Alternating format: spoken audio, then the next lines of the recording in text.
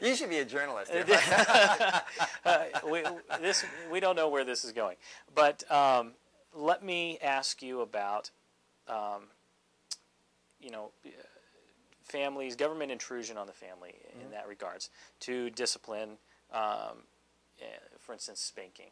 When I grew up, I got the rod of correction. And it was a good thing for me. I did not get abused. It wasn't overboard or anything like that. It was commensurate with the level of discipline that I needed at the time. And so it was a good thing. And I'm actually very thankful that my parents loved me enough to stop me from developing poor habits.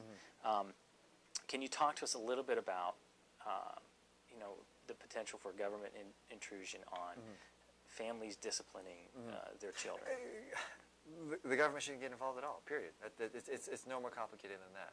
Now, that's not to say the government shouldn't get involved in child abuse. And unfortunately, I mean, child abuse is a very serious problem. And when it does occur, we do need a very aggressive law enforcement. And unfortunately, there have been a few very egregious cases that have recently occurred here in Hawaii.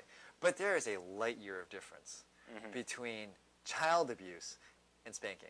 Yes. Now, again, I go back to, and it's a theme I hopefully been able to reiterate numerous times here, that I ultimately believe it's individuals, individual families, individuals themselves deciding what they want and what's best for them and what's best for their families, not the government. Keep the bureaucracy out.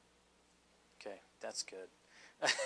We like to hear about getting the government out of our lives, letting us run our own lives.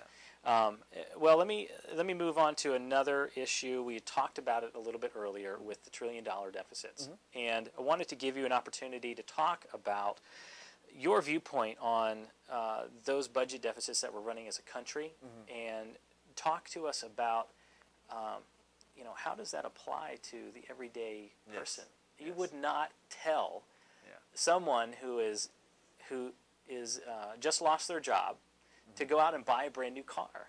How does it make sense? You know, it all comes back to accountability and responsibility. And what really troubles me, what's going on in Congress and in Washington, D.C. right now, is there's a complete lack of that, accountability and responsibility. We're spending money like it's going out of style, and that's wrong. Now, I know in the short term, for the average family here in Hawaii, it really doesn't make that big of a difference whether the government is running a $1.8 trillion budget deficit or balancing the budget. It probably doesn't affect your life in the immediate term. But I will tell you, every single family is going to be affected by this because this is a debt we're running up, and like it or not, we got to pay it back. And if our generation doesn't pay it back, our children are going to have to pay it back. And we're saddling our children with debts that we can't pay. That, on every level, from a fiscal level, from a moral level, is wrong. Continuing to spend money irresponsibly is... for me, maybe it's because ethnically I'm Chinese. I don't know. I'm a little tighter with money. I don't know. But we cannot do this. This is not sustainable for ourselves. It's not sustainable for our future. Spending money irresponsibly and just keep on printing checks, and when we don't have enough money, just running up gigantic budget deficits here, harms all of us. Over the long term, it prevents.